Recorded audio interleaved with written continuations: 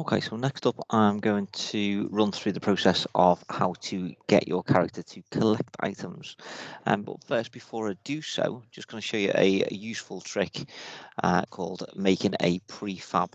A prefab is basically an asset that already has a series of properties attached to it. So, for example, my floor object, which is a graphic that has a box collider attached to it, so that I can reuse that item rather than having to put the graphic in again and re-add the collider. I can use that as a prefab. All I need to do is go into my hierarchy and find the right object. In this case, mine's called Blender Floor. And then if I drag that into my assets area, that then becomes a prefab. Okay, so then if I add that back into the project, like so, for an extra platform, you'll see that instead of just bringing the graphic in, it's now brought in the graphic with the box collider and any other properties that you've attached to it.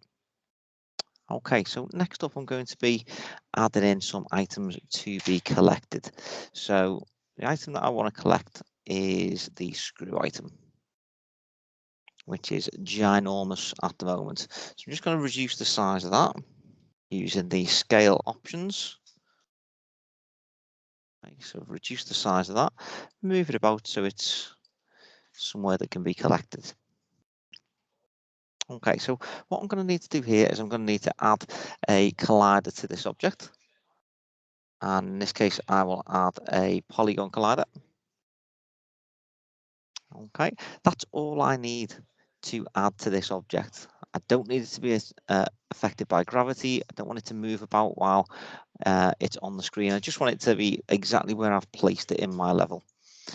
And what I want to be able to do is to use this collider to detect the collision and then to do something based on that collision being detected. But at the moment, if I put this into play mode, I get quite a bit of a bizarre reaction. My character is somewhat confused by this object. Okay, so to prevent that from happening, what I'm going to do instead of using it as a regular collider is to use it as a trigger. What this means is that the collision will be detected, but my character will continue through that object without being affected. Okay, and if I jump on that object, I won't land on top of it. Okay, so next I need to program in an interaction between my character and the collider to then do something. In this case, add a score and get rid of that object. So what I'm going to do is I'm going to tag my object as a collectible. Okay, so I'm going to add another custom tag. I'll call this screw. And I go back to my object and then choose the screw tag from there. Okay, so I've got my new object in. I've added the collider. I've changed it to a trigger and I've tagged it as screw. So now I'm ready to set up all of these commands that I need to follow the actions through in a script.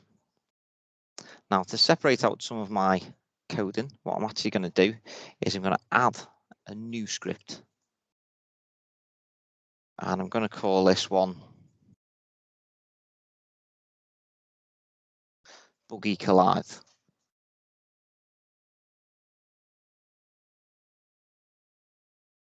Okay, my Buggy Collide is going to have different controls in. So my control one was for movement.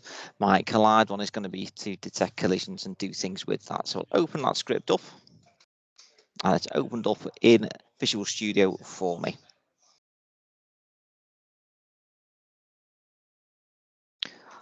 Okay, so first thing that I need to do is to set up a new variable to hold the score. Okay, so I'm just going to set up a public integer, so whole numbers, and I'm going to call it score. You can call it whatever you want, but essentially this is the thing that's going to store the score. Okay.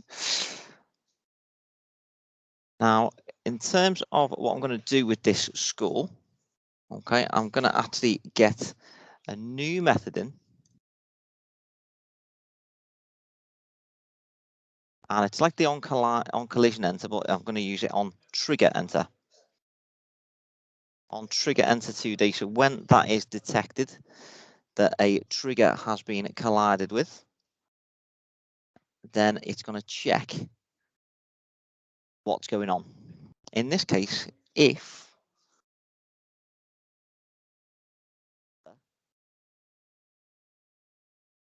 the dot tag equals, now just to make this actually work, I need to change my collision property to other.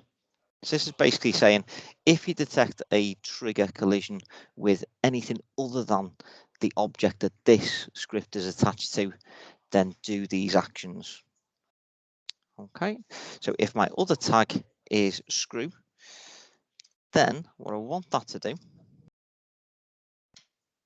is I want it to add one to the score. Okay, so score plus plus is shorthand for that. And then I want it to destroy the game object. So the thing that was collided with. Okay. So basically, in this script, I've set up a score. The score is the thing that will store the score. And then whenever a detection of a trigger collision is come across, then if that other thing that's collided with is called screw, then it will add one to the score and it will destroy the other game object. Now remember, by making something public variable, I have enabled it to be shown in the inspector. So I'll save that and I'll go back into Unity. And once it's caught up and refreshed,